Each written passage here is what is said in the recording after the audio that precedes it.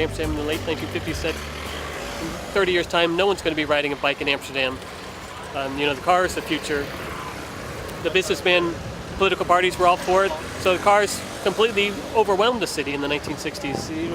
Where we're standing, there were cars parked absolutely everywhere. You barely see a parked car from where I'm standing right now at all. What a lot of people don't know, we've been where you've been.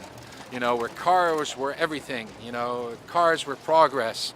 And they try to build highways through the downtown area. And a lot of kids got killed in traffic. And halfway to the 70s, people here said no more. It was too much. So they rose up and they made a change for the better because it was just unacceptable. This is a special spot in Amsterdam. It is right at the edge of the city center.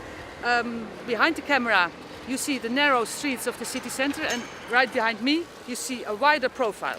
This street had been widened, and the idea was in the 1970s to make this street so wide that it would connect to a circular route around the city center that was placed here, 6 lanes of cars, so that all the city center could be easily reached by car. But the people in Amsterdam, they realized what should happen, what has to happen to make this a 6-lane car street. Then you have to break down houses over there and even further and fill in parts of the canals. So many people were opposed this plan. In 1972, early 1972, it was in the city council. This part of the plan was rejected, and that in the end was sort of the end of the old traffic plan for the city. So many people realized, this thing with everyone owning a car in this city, it's not working. They're loud, they're polluting, they're noisy, there's just no room for them all, and they're dangerous. So that the tide began to turn.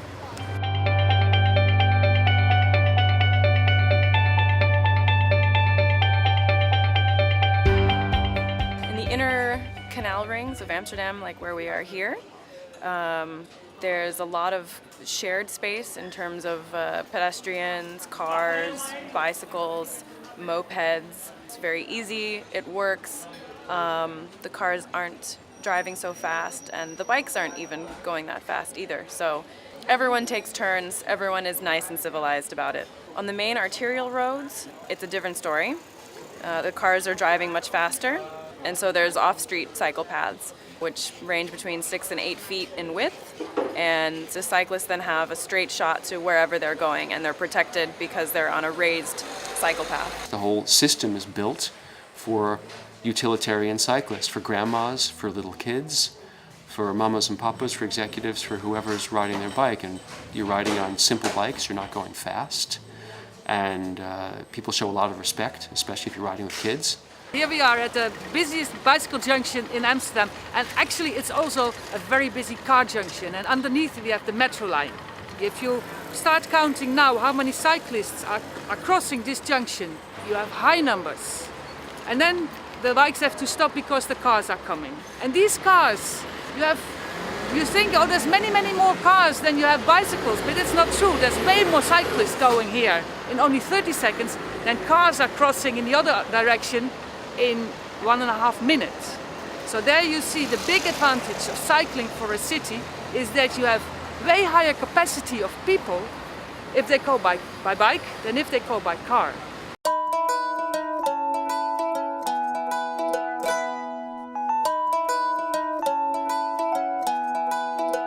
People do anticipate better than any other place you'll see because it's so busy, crowded in a small space.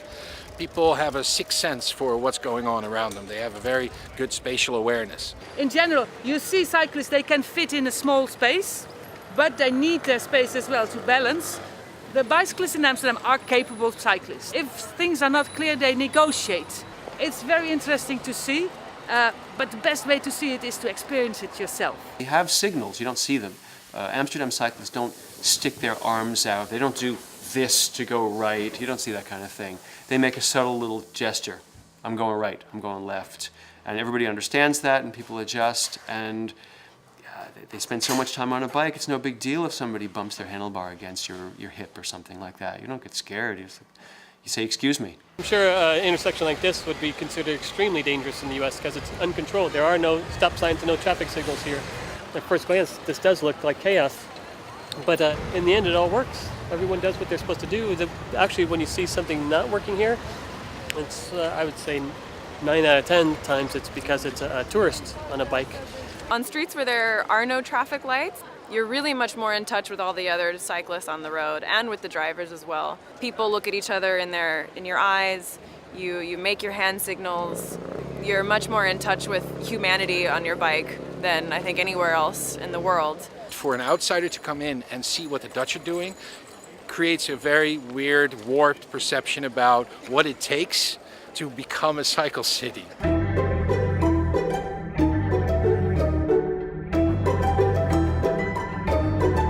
When I first came here, the very first thing I did, before I'd even arranged housing, before I'd bought groceries, before I'd bought breakfast, I went and bought a cheap second-hand piece of crap bicycle.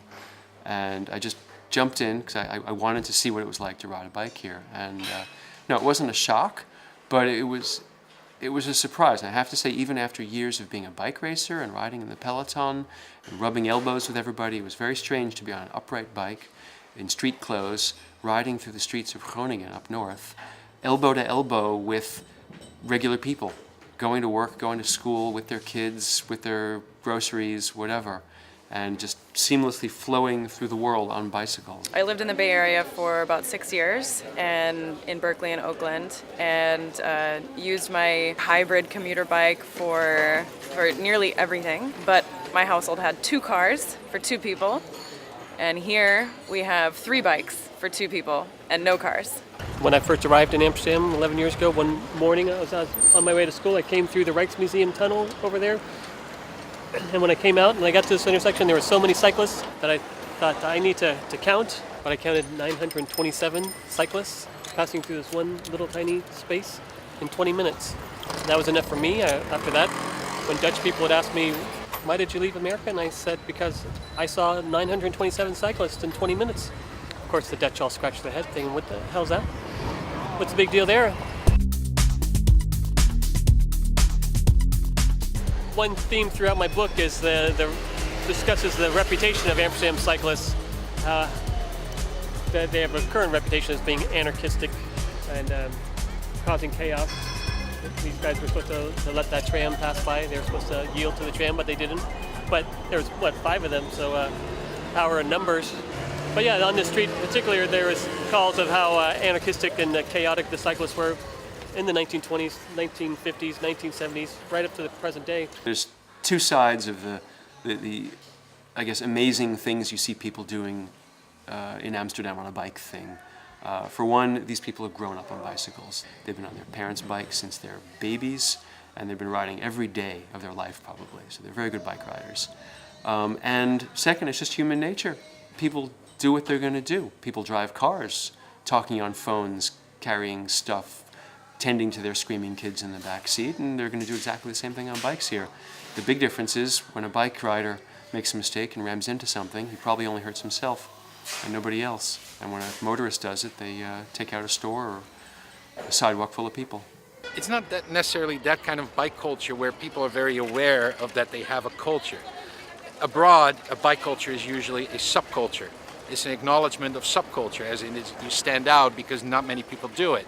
Here, it's so ingrained, it's so part of everyday life, that if you tell a Dutch person like, oh, you have such a nice bike culture, like, what do you mean? Because a Dutch person will think of bike culture as something subcultural, as in, well, you have a bike culture when you're on a fixie or on a BMX or something like that. So it's kind of strange contradiction.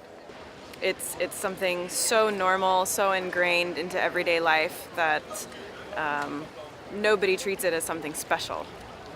It's just the way life is. Riding with my kids once or twice every day is probably the highlight of the day. It's really fun. My kids have been riding on bikes since they're maybe a month old. First in a box bike, and then later sitting in the handlebars or behind the handlebars on my own bike. And they see how it all works, and they learn how the flow works and where to go, when to go left, when to go right, how the traffic signals work, and how the whole interaction and system works. So now Pascal, at almost 5, is a perfectly competent little city cyclist.